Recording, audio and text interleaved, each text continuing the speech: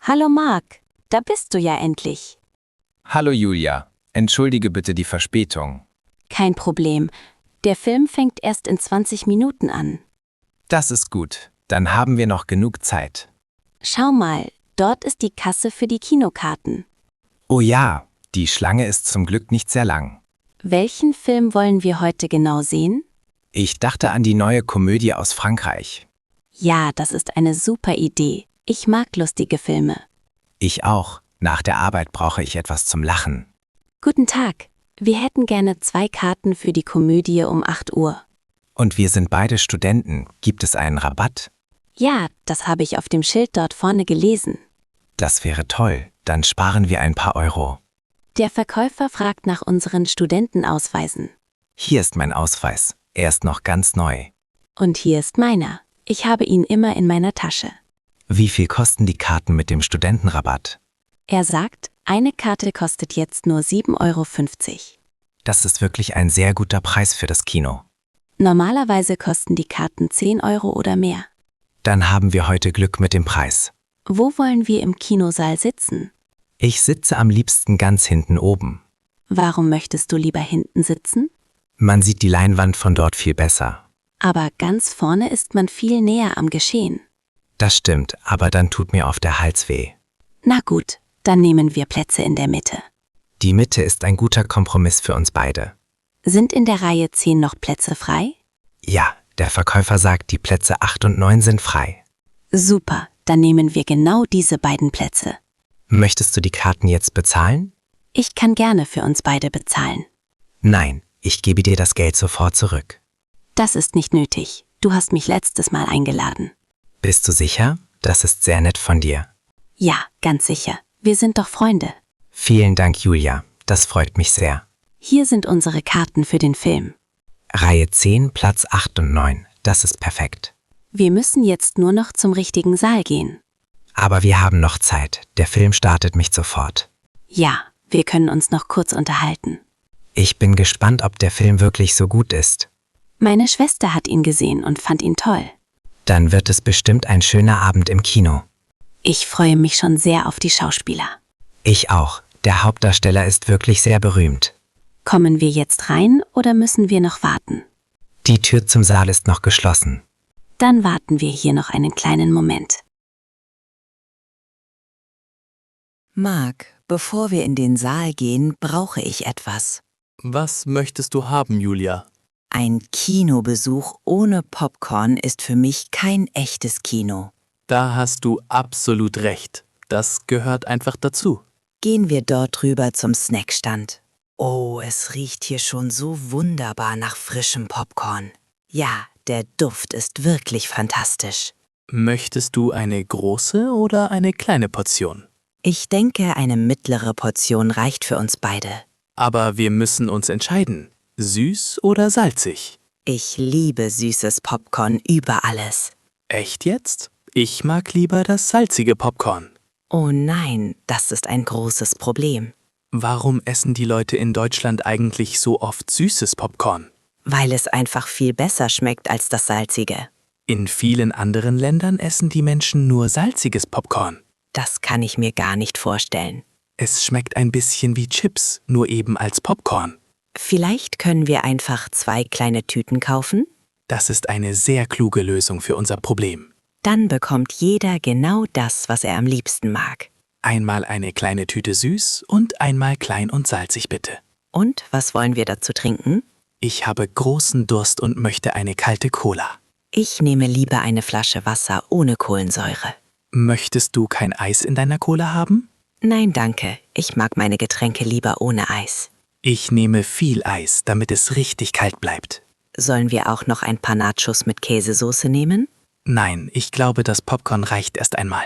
Du hast recht, sonst essen wir zu viel vor dem Abendessen. Wie viel kostet das alles zusammen? Das Popcorn und die Getränke kosten 15 €. Das ist ganz schön teuer für ein paar Snacks. Ja, im Kino sind die Preise immer etwas höher. Aber man macht das ja auch nicht jeden Tag. Das stimmt. Heute ist ein besonderer Tag. Hier sind noch ein paar Servietten für dich. Danke, die werde ich bestimmt brauchen. Pass auf, dass du das Popcorn nicht verschüttest. Keine Sorge, ich halte die Tüte ganz fest. Wo sind eigentlich die Strohhalme für die Getränke? Die liegen dort drüben neben der Kasse. Ich hole schnell 2 Stück für uns. Super, dann sind wir jetzt fertig für den Film. Ich habe jetzt alles, was ich brauche. Mein Wasser ist schon in meiner Tasche. Und ich trage die Cola und mein salziges Popcorn. Dann lass uns jetzt den richtigen Saal suchen. Ich glaube, wir müssen nach links gehen. Nein, schau auf das Schild. Saal 5 ist rechts. Oh, du hast recht. Ich habe mich geirrt. Komm schnell, ich möchte den Anfang nicht verpassen. Ich bin direkt hinter dir, Julia. Entschuldigung, Mark, kannst du mich kurz durchlassen? Ja, natürlich. Es ist hier wirklich sehr eng zwischen den Reihen. Danke. Ich glaube, unsere Plätze müssen hier irgendwo sein. Wir haben Reihe 10, Platz 8 und Platz 9. Lass mich kurz schauen. Das hier ist Reihe 9. Dann müssen wir noch eine Reihe weiter nach oben gehen. Ah, hier ist Reihe 10. Das steht an der Seite. Wo ist denn nun der Platz Nummer 8? Das ist seltsam. Da sitzt schon jemand auf unserem Platz. Bist du dir ganz sicher, dass das unser Platz ist? Ja, schau auf meine Karte. Hier steht ganz klar Platz 8. Entschuldigung, mein Herr, ich glaube, Sie sitzen auf meinem Platz. Der Mann schaut auf seine Karte und sieht verwirrt aus. Vielleicht hat er sich in der Reihe geirrt. Er sagt, er hat auch Platz 8 für diesen Film. Das kann eigentlich nicht sein. Zeigen Sie mir bitte Ihre Karte. Oh, ich sehe den Fehler jetzt ganz genau. Was ist denn das Problem mit seiner Karte? Der Herr hat eine Karte für Saal 6, aber wir sind in Saal 5. Ach so, dann ist er einfach im falschen Kinosaal gelandet. Das passiert im Dunkeln sehr schnell, wenn man nicht aufpasst. Ja, die Nummern an den Türen sind auch sehr klein. Er entschuldigt sich gerade und steht sofort auf. Kein Problem, das kann jedem einmal passieren. Jetzt ist mein Platz endlich frei und ich kann mich setzen.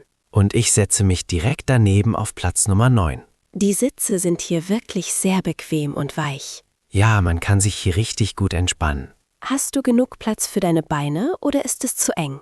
Es geht so. Für meine langen Beine ist es ein bisschen knapp. Aber für 2 Stunden kann man das bestimmt aushalten. Ja, das ist kein Problem für mich. Warte, ich muss meine Jacke noch ausziehen. Es ist warm hier. Ich lege meine Jacke einfach über die Lehne von meinem Sitz. Das ist eine gute Idee. Dann stört sie niemanden. Wo stellen wir unsere Getränke hin? Hier an der Seite gibt es kleine Halter für die Becher. Praktisch, dann müssen wir sie nicht die ganze Zeit halten. Hast du dein Handy schon lautlos geschaltet? Oh nein, das hätte ich fast vergessen. Das ist wichtig, damit wir die anderen Leute nicht stören. So, jetzt ist es auf lautlos und in meiner Tasche. Jetzt fängt die Werbung an. Der Film kommt bald. Ich mag die Vorschau auf andere Filme immer sehr gerne. Ich auch. Da sieht man oft interessante neue Filme. Vielleicht finden wir dabei eine Idee für unseren nächsten Besuch. Das wäre toll. Ich gehe sehr gerne mit dir ins Kino. Das freut mich, Julia. Mir macht es auch viel Spaß. Jetzt wird das Licht im Saal ganz dunkel. Das bedeutet, dass es jetzt endlich richtig losgeht. Viel Spaß beim Film, Mark. Danke, dir auch viel Spaß. Ich bin jetzt ganz leise und esse mein süßes Popcorn. Und ich genieße mein salziges Popcorn. Hallo, schau mal hier auf das Plakat. Hallo. Welches Plakat meinst du? Das Plakat dort an der Wand. Oh, das sieht interessant aus. Ja, das ist ein Film von einem ukrainischen Regisseur. Wirklich? Das ist ja toll.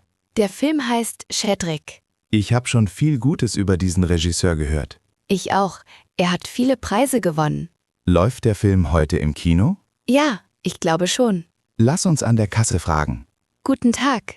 Wir möchten 2 Karten für den ukrainischen Film. Wissen Sie, wann der Film beginnt? Der Verkäufer sagt, er beginnt um 8 Uhr abends. Das ist perfekt. Dann haben wir noch Zeit. Ist der Film auf Deutsch oder auf Ukrainisch? Der Film ist auf Ukrainisch mit deutschen Untertiteln. Das finde ich sehr gut. Warum findest du das gut? So kann man die echte Sprache hören. Ja, das stimmt. Die Atmosphäre ist dann besser. Ich mag ukrainische Filme sehr. Ich kenne noch nicht viele Filme aus der Ukraine. Dieser Regisseur ist sehr bekannt für seine schönen Bilder. Dann bin ich wirklich gespannt. Er hat den Film in Kiew und in Lviv gedreht. Oh, ich war schon einmal in Kiew. Warst du auch in Lviv? Nein, leider noch nicht. Dann kannst du die Stadt jetzt im Film sehen. Das ist eine gute Idee. Wie viel kosten die Karten? Eine Karte kostet 12 Euro. Das ist ein normaler Preis für das Kino. Ja, das finde ich auch okay. Möchtest du vorne oder hinten sitzen? Ich sitze lieber in der Mitte. Gut, Dann nehmen wir Reihe 10. Reihe 10 ist super. Man sieht dort alles gut. Ich kaufe die Karten jetzt. Danke. Ich hole uns in der Zwischenzeit etwas zu trinken. Das ist nett von dir. Möchtest du Wasser oder Saft? Ein Wasser ohne Kohlensäure, bitte. Alles klar. Ich bin gleich zurück. Ich warte hier vor dem Saal Nummer 5. Ist der Film im Saal Nummer 5? Ja, genau dort. Der Saal ist sehr groß und modern. Ich freue mich sehr auf diesen Abend. Ich mich auch. Ein ukrainischer Film in Prag. Das ist toll. Ja, das ist wirklich etwas Besonderes. Die Kinokultur hier ist sehr vielfältig. Das macht die Stadt so interessant. Da hast du recht. Komm, wir müssen jetzt reingehen. Ja, der Film fängt gleich an. Das Licht geht jetzt langsam aus. Ja, der Film fängt gleich an. Hast du dein Handy schon stumm geschaltet? Oh, danke für die Erinnerung. Das habe ich vergessen. Bitte mach es jetzt. Das ist wichtig. Ich mache es sofort. Es ist sehr unhöflich, wenn das Handy im Kino klingelt. Ja, das stimmt. Das stört die anderen Leute sehr. Letztes Mal hat ein Handy mitten im Film laut geklingelt. Das ist wirklich ärgerlich. Und die Person hat dann sogar telefoniert. Das darf man im Kino auf keinen Fall machen. Man muss leise sein und den Film genießen. Ich habe mein Handy jetzt komplett ausgeschaltet. Das ist die beste Lösung. Was ist mit der Helligkeit von deinem Bildschirm? Mein Bildschirm ist dunkel. Ich schaue nicht auf das Handy. Gut, denn das helle Licht stört auch im dunklen Saal. Man darf auch keine Fotos oder Videos machen. Ja, das ist im Kino verboten. Wir müssen jetzt auch leiser sprechen. Warum? Es laufen doch noch die Trailer. Auch bei den Trailern möchten die Leute zuhören. Okay, ich flüstere jetzt nur noch. Danke, das ist viel besser. Ich habe auch meine Tasche unter den Sitz gestellt. Das ist gut. So kann niemand darüber stolpern. Wir müssen vorsichtig sein. Schau, da vorne leuchtet noch ein Handy. Ja, das ist wirklich hell. Hoffentlich macht die Person es gleich aus. Der Film beginnt in 1 Minute. Jetzt wird es ganz dunkel im Saal. Ich mag diesen Moment kurz vor dem Film. Ich auch. Es ist so spannend. Wir dürfen jetzt auch nicht mehr laut essen. Ich esse mein Popcorn ganz vorsichtig. Und ich trinke leise meine Cola. Perfekt. Wir sind gute Kinogäste. Ja, wir halten uns an alle Regeln. Manche Leute verstehen das leider nicht. Aber wir machen es richtig. Sei jetzt bitte leise. Der Film startet. Okay, ich sage jetzt gar nichts mehr. Viel Spaß beim Film. Danke, dir auch viel Spaß. Psst, jetzt geht es los. Entschuldigung, kannst du mir kurz helfen? Ja? Was ist los? Ich verstehe die Geschichte gerade nicht so gut. Was genau verstehst du nicht? Wer ist der Mann im schwarzen Anzug? Das ist der Bruder von der Hauptperson. Oh, wirklich? Ich dachte, das ist Ihr Chef? Nein, Sie haben vorhin über Ihre Eltern gesprochen. Ah, das habe ich wohl nicht mitbekommen. Er ist gerade erst in die Stadt gekommen. Und warum ist die Frau jetzt so traurig? Sie hat ihren Job in der Bank verloren. Ach so, deshalb hat sie geweint. Genau. Und jetzt hat sie kein Geld mehr. Das ist ja eine schwierige Situation. Ja, das ist das Hauptproblem im Film. Aber wer war die Frau am Telefon? Das war ihre beste Freundin aus Italien. Warum hat sie aus Italien angerufen? Sie möchte, dass die Hauptperson sie dort besucht. Das klingt nach einer guten Idee. Ja, aber sie hat kein Geld für das Ticket. Jetzt verstehe ich den Streit von vorhin. Welchen Streit meinst du? Den Streit mit dem Bruder im Wohnzimmer. Ja, sie hat ihn um Geld gebeten. Und er hat Nein gesagt? Ja, weil er selbst Probleme mit seiner Arbeit hat. Der Film ist doch komplizierter, als ich dachte. Es ist ein Drama. Da passiert immer viel. Danke, dass du es mir so einfach erklärst. Kein Problem. Ich helfe dir gerne. Was machen die Leute jetzt im Wald? Sie suchen nach einem alten Haus. Welches Haus ist das? Das Haus von ihrem Großvater. Gibt es dort einen Schatz? Nein, dort liegen wichtige Dokumente. Ich muss besser aufpassen. Die Schauspieler sprechen auch ein bisschen schnell. Ja, das ist schwierig für mich. Aber du verstehst schon sehr viel. Ich versuche es. Die Bilder helfen mir auch. Schau, jetzt finden Sie den Schlüssel. Welcher Schlüssel ist das? Das ist der Schlüssel für die alte Holzkiste. Jetzt wird es richtig spannend. Ja, jetzt erfahren wir das Geheimnis. Ich sage jetzt nichts mehr und schaue zu. Gut, wenn du wieder eine Frage hast, frag mich einfach. Danke. Du bist sehr nett. Gerne. Jetzt konzentrieren wir uns auf die Leinwand. Alles klar. Ich bin gespannt, was in der Kiste ist. Ich auch. Das ist der wichtigste Moment. Jetzt verstehe ich alles viel besser. Das freut mich. Viel Spaß beim Rest des Films. Danke. Gleichfalls. Oh nein, das darf doch nicht wahr sein. Was ist los? Warum bist du so unruhig? Siehst du den Mann vor mir nicht? Doch, ich sehe ihn. Was ist mit ihm?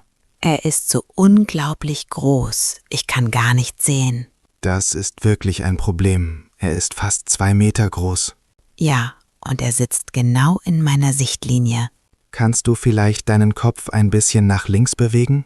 Das habe ich schon versucht, aber dann sehe ich nur die Hälfte. Und wenn du dich ein bisschen nach rechts lehnst? Nein, das hilft auch nicht viel. Jetzt trägt er auch noch eine Mütze. Eine Mütze im Kino, das ist aber unhöflich. Jetzt sehe ich wirklich nur noch seinen Hinterkopf und die Mütze. Warte mal, ich schaue mich kurz um. Siehst du irgendwo noch freie Plätze für uns? Ja, schau mal dort drüben in der 10. Reihe. Wo genau meinst du? Ich sehe es gerade nicht. In der Mitte sind noch 3 oder 4 Plätze frei. Aber unsere Plätze hier waren eigentlich sehr gut und teuer. Das stimmt, aber was nützt ein guter Platz, wenn du nichts siehst? Da hast du absolut recht. Ich möchte den Film genießen. Komm, wir nehmen unsere Sachen und gehen leise nach hinten. Warte, ich muss erst mein Popcorn und meine Tasche nehmen. Ich helfe dir, ich nehme die Cola und die Jacken. Danke, das ist sehr nett von dir. Wir müssen wirklich vorsichtig sein, damit wir niemanden stören. Ja, wir gehen ganz geduckt durch die Reihe. Entschuldigung, darf ich kurz vorbei? Dankeschön. Hier ist es auch sehr eng zwischen den Stühlen. Wir sind gleich da. Die Plätze in Reihe 10 sehen wirklich gut aus. Ja, hier ist niemand direkt vor mir.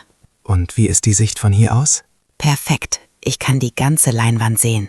Das freut mich. Jetzt können wir uns endlich entspannen. Der Film fängt auch gerade erst an. Wir haben nichts verpasst. Das war eine sehr gute Entscheidung, den Platz zu wechseln. Ja, danke für deine Hilfe und deine Geduld. Kein Problem. Jetzt leise sein, der Film beginnt. Hey, schau mal schnell auf die Leinwand. Was meinst du? Die Szene auf der Brücke? Ja, genau diese Brücke. Erkennst du sie nicht? Sie kommt mir irgendwie bekannt vor, aber ich weiß es nicht. Das ist doch in Kiew. Das ist die Glasbrücke. Wirklich? Bist du dir ganz sicher? Ja, 100%. Ich bin dort so oft spazieren gegangen. Jetzt sehe ich es auch. Das Gebäude im Hintergrund ist sehr markant. Das ist unglaublich. Ich wusste nicht, dass sie hier gedreht haben. Vielleicht ist die Geschichte im Film zum Teil in der Ukraine. Schau, jetzt zeigen sie den Platz der Unabhängigkeit. Wow, das sieht im Kino wirklich beeindruckend aus. Es fühlt sich so seltsam an, meine Heimatstadt hier in Deutschland im Kino zu sehen. Das glaube ich dir. Es ist eine schöne Überraschung, oder? Ja, ich habe jetzt direkt ein bisschen Heimweh bekommen. Die Stadt sieht in diesem Licht sehr modern und schön aus. Das ist sie auch. Dort gibt es so viele tolle Cafés und Parks. Ich wollte dich schon immer mal fragen, ob wir Kiew besuchen. Das müssen wir unbedingt machen, wenn es wieder sicher ist. Ich möchte unbedingt diese Brücke sehen, die gerade im Film war. Wir können dort den Sonnenuntergang beobachten. Das ist wunderschön. Der Filmregisseur hat die Orte wirklich gut ausgewählt. Ja, die Kameraarbeit ist fantastisch. Alles wirkt so lebendig. Ich finde es toll, dass internationale Filme auch in Osteuropa drehen. Das gibt dem Film eine ganz besondere Atmosphäre. Schau, jetzt ist die Szene vorbei. Jetzt sind sie in einem Wald. Aber dieser Moment hat mich gerade sehr glücklich gemacht. Das merke ich. Du lächelst die ganze Zeit. Ich werde morgen gleich meiner Familie davon erzählen. Sie werden sich bestimmt auch freuen, das zu hören. Vielleicht haben sie den Film auch schon gesehen. Wir können sie ja mal anrufen und fragen. Das mache ich. Aber jetzt konzentrieren wir uns wieder auf die Handlung. Ja, der Film ist wirklich spannend. Ich will wissen, wie es weitergeht. Ich auch. Aber Kiew bleibt mein Highlight in diesem Film. Und? Wie hat dir der Film gefallen? Ich bin ehrlich gesagt ein bisschen zwiegespalten. Warum denn? Ich fand ihn eigentlich ziemlich gut. Die erste Stunde war super, aber danach wurde es etwas langatmig. Findest du? Ich fand die Entwicklung der Charaktere sehr interessant. Ja, schon, aber 3 Stunden sind einfach zu lang für so eine Geschichte. Das stimmt. Der Film war wirklich sehr lang. Mein Rücken tut ein bisschen weh. Siehst du? Das meine ich. Man verliert irgendwann die Konzentration. Aber das Ende war doch eine totale Überraschung, oder? Damit habe ich wirklich nicht gerechnet. Ich dachte, der Bruder war der Mörder. Ich auch. Aber am Ende war es die Nachbarin. Das war clever. Die Musik war übrigens fantastisch. Hast du darauf geachtet? Ja, die Violinen in den traurigen Szenen waren sehr berührend. Der Hauptdarsteller hat auch einen tollen Job gemacht. Ich finde die Schauspielerin viel besser. Sie hat so viel Emotion gezeigt. Stimmt, sie war sehr authentisch. Ich habe ihr jedes Wort geglaubt. Würdest du den Film deinen Freunden empfehlen? Ja, aber ich würde ihnen sagen, dass sie vorher viel Kaffee trinken sollen. Weil er so lang ist, das ist ein guter Rat. Wollen wir noch kurz über die Logikfehler sprechen? Welchen meinst du genau? Mir ist nichts Besonderes aufgefallen. Naja, am Anfang regnet es in Strömen, aber seine Haare sind sofort trocken. Oh, das ist mir gar nicht aufgefallen. Du achtest auf jedes Detail. Das ist meine Art, Filme zu schauen. Ich bemerke solche Fehler immer. Mich stört das nicht so sehr, wenn die Geschichte spannend ist. Die Atmosphäre im Kino war heute auch sehr angenehm. Ja, es waren nicht so viele Leute da und es war schön ruhig. Bis auf den Mann, der neben uns ständig mit seiner Tüte geraschelt hat. Das hat mich am Anfang auch genervt, aber dann habe ich es ignoriert. Alles in allem war es ein gelungener Abend. Auf jeden Fall. Ich bin froh, dass wir heute hergekommen sind. Hast du jetzt noch Hunger? Ich könnte eine Kleinigkeit essen. Ja, nach so einem langen Film brauche ich auch etwas Richtiges. Lass uns in das kleine Restaurant an der Ecke gehen. Gute Idee. Dort können wir in Ruhe weiter diskutieren. Entschuldigung. Hallo? Können Sie mir bitte helfen? Ja, natürlich. Was kann ich für Sie tun? Ich glaube, ich habe gerade etwas im Kinosaal vergessen. In welchem Saal waren Sie denn gerade? Ich war im Saal Nummer 4. Der Film ist gerade zu Ende gegangen. Und was genau haben Sie dort vergessen? Meine Jacke. Eine dunkelblaue Jacke aus Stoff. Wissen Sie vielleicht auch noch, in welcher Reihe Sie saßen? Ja, das war Reihe 7, Platz 12. Ziemlich in der Mitte. Moment, ich muss kurz nachsehen. Das Reinigungsteam ist schon im Saal. Oh je, hoffentlich haben Sie die Jacke schon gefunden. Ich rufe kurz meinen Kollegen per Funkgerät an. Warten Sie einen Moment. Vielen Dank. Ich mache mir Sorgen, weil meine Schlüssel in der Tasche sind. Das ist natürlich ärgerlich. Wir finden sie bestimmt. Die Jacke ist mir sehr wichtig. Sie war ein Geschenk. Mein Kollege sagt, er hat eine blaue Jacke gefunden. Wirklich? Das ist ja großartig. Er bringt sie jetzt gleich hierher zum Empfang. Gott sei Dank. Ich war schon total nervös. Können Sie mir die Jacke noch ein bisschen genauer beschreiben? Nur zur Sicherheit. Sie hat einen silbernen Reißverschluss und 2 große Taschen vorne. Und welche Größe hat die Jacke etwa? Es ist Größe M und im Inneren ist ein kleines rotes Etikett. Das klingt genau nach der Jacke, die mein Kollege gerade bringt. Da kommt er ja. Ja, das ist sie. Das ist meine Jacke. Hier ist sie. Bitte schauen Sie nach, ob alles noch in den Taschen ist. Moment. Ja, die Schlüssel sind da und mein Portemonnaie ist auch noch da. Da haben Sie wirklich Glück gehabt, dass Sie es so schnell gemerkt haben. Ja, ich habe es erst draußen an der frischen Luft bemerkt, weil mir kalt wurde. Es passiert sehr oft, dass Leute hier ihre Sachen vergessen. Das kann ich mir vorstellen. Im Dunkeln sieht man nicht alles. Besonders oft finden wir Handys und Schals. Ich werde nächstes Mal besser aufpassen und meinen Platz genau kontrollieren. Das ist immer eine gute Idee. Schön, dass wir Ihnen helfen konnten. Vielen herzlichen Dank für Ihre Hilfe und Ihre Freundlichkeit. Sehr gerne. Ich wünsche Ihnen noch einen schönen Abend.